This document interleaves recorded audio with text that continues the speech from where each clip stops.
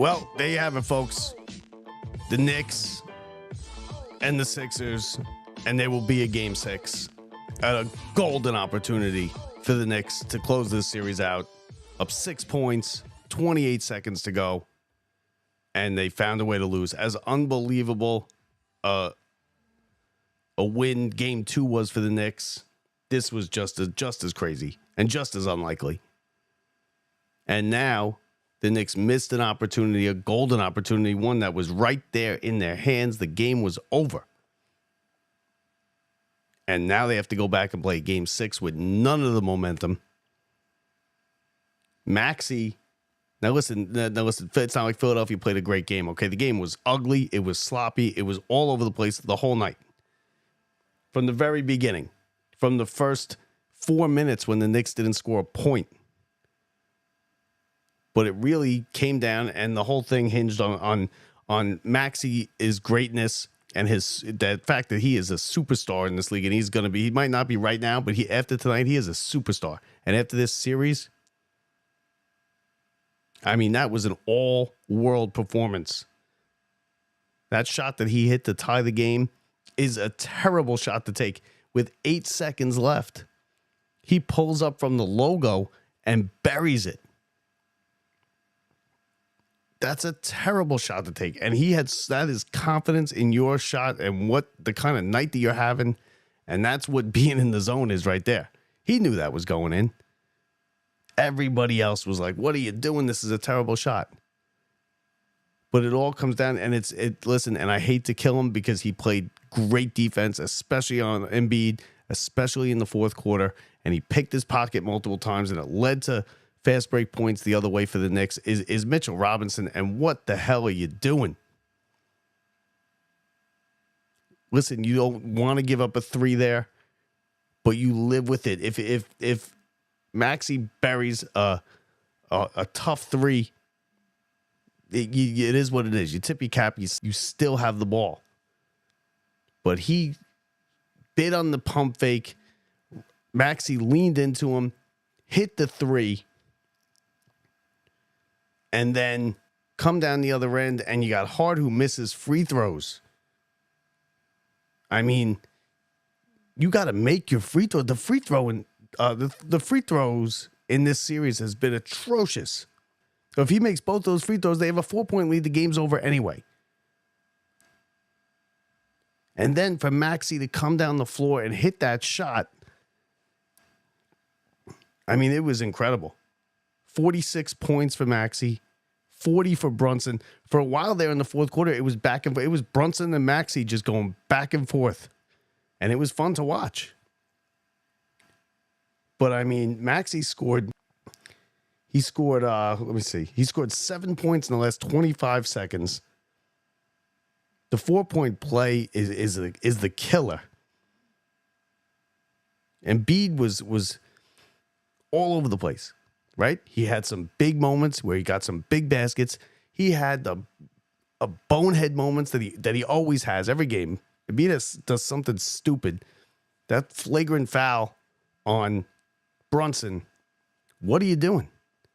To smack him in that, and then to be like, oh, what happened? It's almost as if he doesn't think there's cameras there, and he doesn't think that they can go back and look at it. Because they're going to see that. He smacks Brunson right in the face as he's going up, and it's at the worst time he does these things. And he's a great player. But what are you doing? He has just these mindless moments. And at the end of the game, he was playing on one leg. You could see he was just kind of gutting it out. But for all his greatness and all his toughness, he does such stupid stuff sometimes. It just, if you're a coach, you got to be like, what? I mean, he'll make coaches lose their hair. Or at least go gray. The game was ugly. The entire game was ugly. It was not a very well-played game. You had Maxey that was hitting shots. You had Brunson who was doing his thing. But Brunson was turning the ball over left and right. I mean, the game was, from the very beginning, the Knicks didn't score a point for the first 4.5 minutes. And I was all ready to come on here and talk about how Philadelphia missed their chance early in this game because they had a 10-2 lead. The Knicks couldn't hit the broadside of a barn. They couldn't hit nothing. They were throwing a brick after brick after brick. They were blowing layups.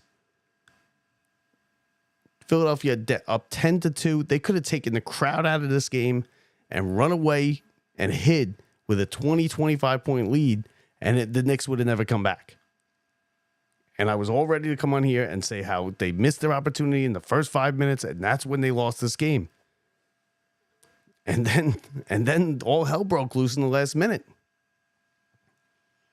The Knicks were down 10-2. They came back. It was a poorly played first quarter. All right, low scoring, poorly played. It just by both teams. The turnovers, Embiid himself had 9 turnovers. 9 turnovers. He got his pocket picked multiple times in crucial spots in the fourth quarter by Mitchell Robinson. In the second quarter, the Knicks played better. They played better. They ended up, they get the half. It's a tight game, right? You get the half, tight game, it's going to be tight. Knicks come out in the second half, and they go on a run right off the bat. They take themselves a nice little lead. You think, okay, they're pulling away, third quarter. We get to the fourth quarter, and the Knicks do the same thing in the fourth quarter. They sat Embiid for about 3 minutes, and the Knicks went on a 10-0 run. They were down 5. They went on a 10-0 run, and they built up a 7-8 point lead with Embiid on the bench. So as stupid as he is and the boneless plays that he makes, they're a different team without him on the floor. Because you saw what happened. He went on the bench for a little break, and that's what they didn't do in game 4. And you could just tell he was gassed by the end of the game. So he knew that he was going to have to sit Embiid for a couple minutes in the beginning of that fourth quarter, and the Knicks took total advantage, 10-0 run, and it looked like they were going to run away with it. It looked like Philadelphia had given their last push. And even till the very last half minute, 28 seconds, Knicks have a 6-point lead.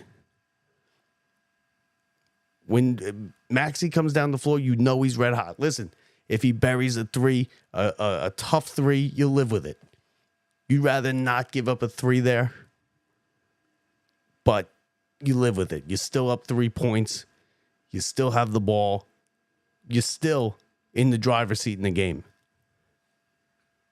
And then you go down, and Josh Hart makes 1 of 2 free throws after the 4-point play. I mean, he goes down. You can give up the 3. You don't want to give up the 3, but you'll live with it. But for Mitchell Robinson to bite on the pump fake, and then Maxey have the wherewithal to lean in and bury the 3, and then hit the free throw. So now it's a 2-point game. Now the Knicks still are in the driver's seat. They still take a 2%. They still win the game if he hits both free throws. Josh Hart gets the ball, misses the first free throw. The free throws, I mean, come on, it was like college. The Knicks have been shooting poor free throws the entire series. Free throws. So Hart makes 1 of 2. They're up 3. Now, even you heard Breen on the if you were watching the MSG feed, you heard Breen. They got a foul. When do they foul? Now, I'm not going to kill him for not fouling because nobody expected him to pull up from the logo from 3 feet on the plus side of half court. Nobody expected that. And I think he was expecting a foul too. I think that might be why he took the shot from where he did. He also knew I think the basket looked like it was about, 20 feet big at that point for Maxey. And he crossed over half court. Nobody really near him. Pulls up, buries the logo 3. It was like a Steph Curry, Caitlin Clark type shot. And now the game is tied. Still left the Knicks 8 seconds. And Brunson went down and got a terrible shot off. You got to get something better than that. I don't know if the Knicks had a timeout there. I don't think they did. Brunson went down the court, took it to the baseline on the left side. Fadeaway shot, not even close. Overtime. So now you're like, okay, now all the momentum in the world is on the side of the Sixers. You got Maxey's unconscious. The Knicks just blew a 6-point lead in 28 seconds. Overtime starts. Brunson goes right out. He scores the first 5 points of overtime. Knicks have a 5-point lead. They're back in control. You're like, okay. And then it's Brunson and Maxey back and forth, trading baskets. And then Embiid does the dumb play of all dumb plays in the world by smacking Brunson on the face as he's going up. He knew what he was doing. And like I said, it's almost like he thinks that nobody's going to see it. He's running around. I don't know what you're talking about. You don't know what we're talking about. It's on the damn video. There's cameras in here, buddy. People watch on TV. They can stop play and review it. You know what you did. You're dirty. Smacks him right in the face. Just as it looked like Philadelphia was coming back and getting overtime. Smacks Brunson in the face. Flagrant one. The Knicks, okay, at that point, we're down 4. Brunson hits 1 of 2 from the line. Then he hits a 3 on the same trip down the floor, and we're tied. 106-106. And then again, Embiid down the floor. Hartenstein has a great defensive play, forces Embiid to throw the ball away. Knicks now have the ball, tie game 106-106. That 3 from Brunson after the flagrant foul is the last points the Knicks scored. So it's tied 106 at 106. They go down the floor. There's about a minute, no, about 2 minutes left. They go down the floor. They force a turnover. They force Embiid to throw it away. The Knicks get the ball back. Now they have it. Tie game. I'm sorry. Now they have it. The Knicks are down 2, 108-106. And Brunson throws it away. Brunson, he goes up to take a shot. And in the middle of his shot, decides to pass it off. Like, what are you doing? And it's hard to get on Brunson with the game he played. He scored 40 points again. He had a brilliant night the game before. But what the hell are you doing passing that thing? And he knew it the second he did it. He bounced it right out of bounds, right back to the Sixers. So after scoring the first 5 points in overtime, the Knicks did not score again in the last, guess, minute and a half. Since Brunson hit the 3 after the flagrant, that was the last points the Knicks scored. They got the turnover. They forced Embiid, who was throwing the ball out of bounds all night. They forced him into throwing it away again. Hartenstein with an excellent defensive play. Out of bounds. Knicks get the ball. They go down. Brunson does that bonehead pass. It's like he was midair and changed his mind. I don't want to shoot it. Now I want to pass it. But the guy was already going towards the rim for the rebound.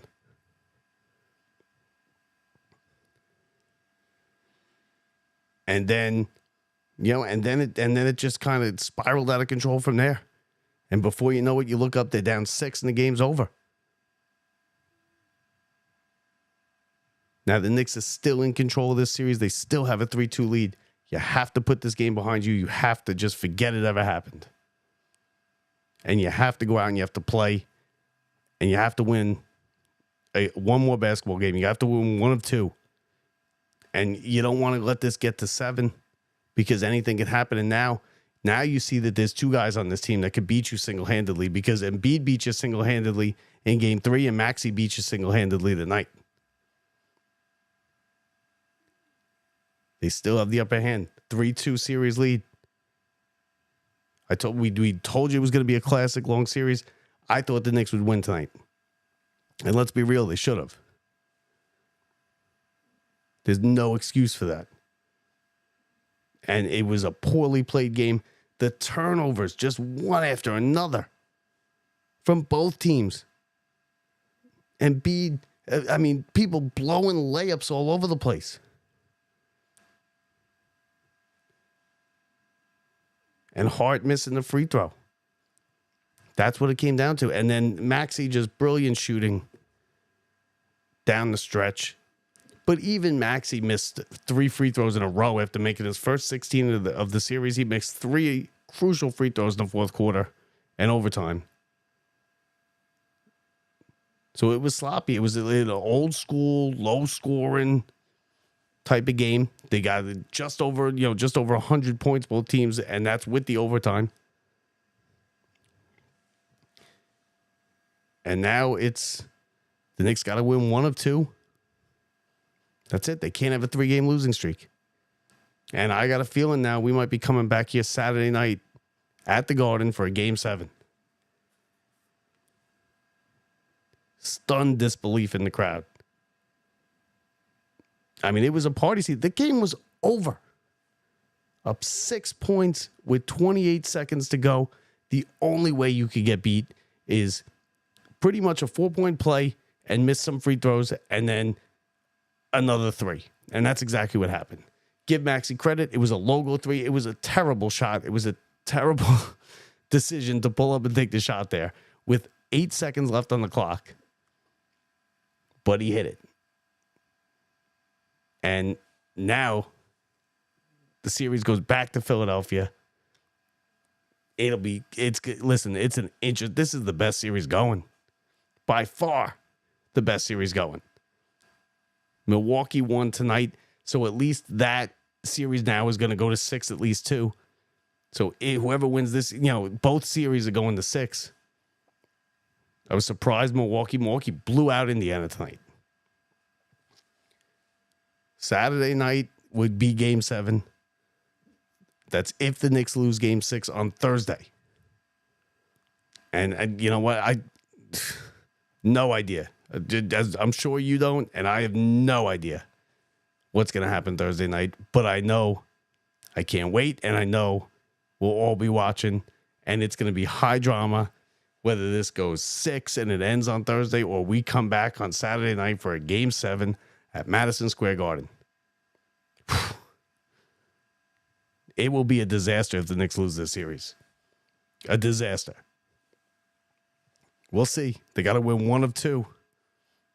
Thursday night in Philadelphia, Knicks, Sixers, game number 6. Crazy things happen in Game 6s, whether it's hockey, baseball, basketball. Game 6, Thursday night. You got to forget about this one tonight, Knicks fans. You got to forget about it. Put it behind you and move ahead to Thursday night. What a series. We'll see you Thursday night, everybody.